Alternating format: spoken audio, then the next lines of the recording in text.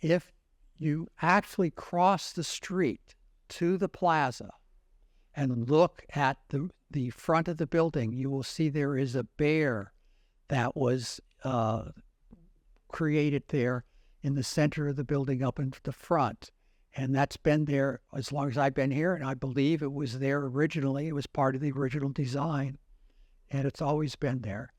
And then when you walk into the building, you get the history. You have the bookcases, you have the old books, you have the desks, you have file cabinets that are antiques, and you have antique lawyers.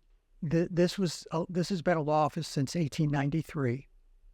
Mr. Poppy founded the firm then. He was a local. His mother owned a store next door, and the family had a property, a ranch, and a carp farm. Office has continued in continuous practice ever since then, which is quite a record. We've always had somebody here as a lawyer and dealt with the locals at what's going on and what's happening. I came when I was hired by Bob Parmalee in 1974. Bob was an interesting person. He was a historian, and that is reflected in the way this office looks, which is a historic museum.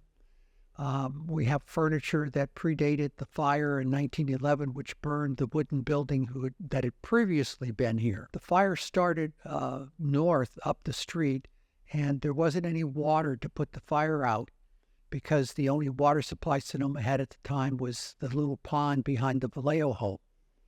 And there's a little 2-inch redwood pipe that brought it down, but they exhausted the water supply rather quickly. So people just took all their stuff, put it in the plaza, and the buildings burned until they got to an adobe building down the block, which they were able to stop the fire there.